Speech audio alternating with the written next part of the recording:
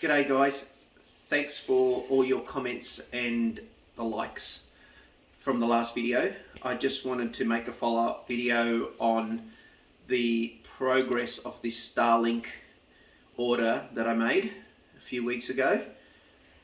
So far it's been excellent and it's a weight off my shoulders. There's only a few small hiccups that I've got to mention, and well, I feel that they need addressing. So anyway, I'll get right into it. The first one is the Starlink router. The communication from the router, and I'm in a standard house, it's only 20 squares, and the link to the other side of the house is shocking. So this is right up the other end of the house, and there's a reason for that, because I have mounted the satellite dish just outside and above on the roof where it's clear from any trees. So the router's mounted here. The other side of the house gets a very poor connection, so I'll end up having to buy a repeater. It's not as strong as the Telstra dongle or any of the other dongles that I've used, probably because of the wireless setup in them, but it really needs to have a better or a more powerful range. Anyway, or maybe some external antennas here. The other thing is, and I'm just going to disconnect the plug here because I need to show you this and what's happened here. So I'll just move that. It's holding the tea, olive oil, and my favourite Ribena. Now, over here, you'll see I've had to drill a fair size drill bit here. And do you want to come in closer and just have a look at that hole? And there's a reason for that hole being like that. Okay, so just come back. All right. The plug. This is the plug for the Starlink satellite. Okay, and obviously the power cord, which is, I'll just undo that just to show you anyway, but that's how it looks, which is pretty much irrelevant, but it's got nice rubber seals on it and stuff for weatherproofing, which is, I'm not sure why this thing's staying inside, but this has it as well. But have a look at the design of this. Look at the design of that. How do you think you could mount that through a hole, a standard hole? This is solid.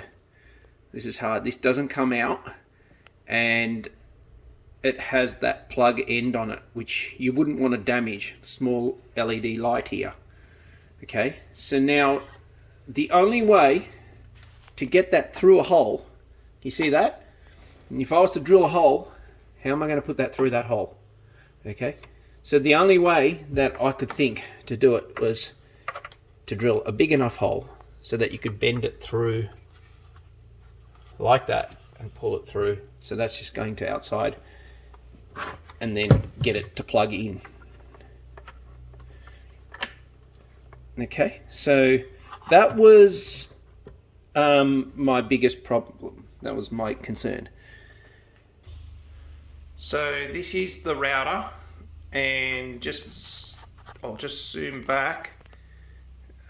Gosh, come on phone, zoom back. Okay, so now this is right on the other side of the house. Outside is, now being on the front of the beach, right on the front, so you can see the tea tree is blowing its head off. Okay, it's just starting to clear up now, but it's been quite overcast. About 2 weeks ago, we had a really bad day. It was about 7 o'clock in the night. It was grey through the whole day. Then a storm came and it was blowing its head off. The sea was roaring, and the dropout was not good with Starlink. It was on and off. It wasn't a really good signal. So what I had to keep doing was going onto the computer and I'll just show you quickly what I was doing. Sorry Lance, I'll just go on here and I'll just show everyone what I was doing. So I was going onto there, double clicking that, and going to, now this is my wireless setup, and then going to available networks and waiting for the networks to appear.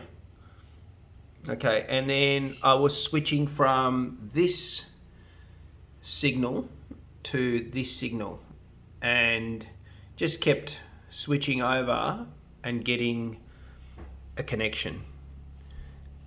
And I'm assuming it was because of the weather. It was so bad. So that happened about 2 weeks ago. But I've never had a problem since then. So right now, I'll just have a look at how much this is. So the data rate is at 526 megabytes a second. And oh, she's turned off. Hang on. Because we're restarting. There it goes. Okay, available networks. IP. Alright, so as you can see here, we're at 173 megabits a second. So, well, it's just gone back to 144 now. And just do a quick speed test, just a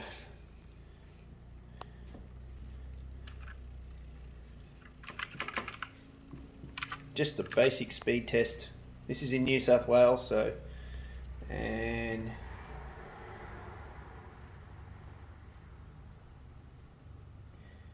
usually when you do the second one, it gets a different reading. So, and there's your upload.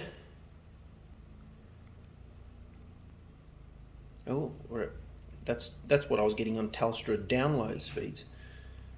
All right, test again. Just see what happens.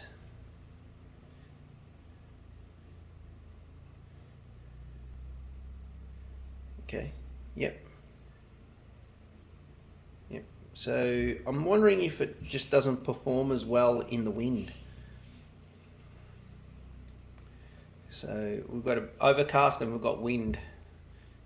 So, but still big difference from the other speeds we were getting and unlimited data.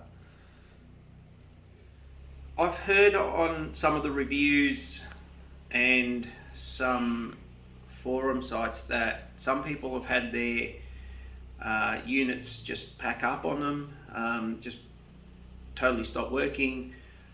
Look, I haven't experienced that yet, and the other thing I haven't experienced is to have to use their help services.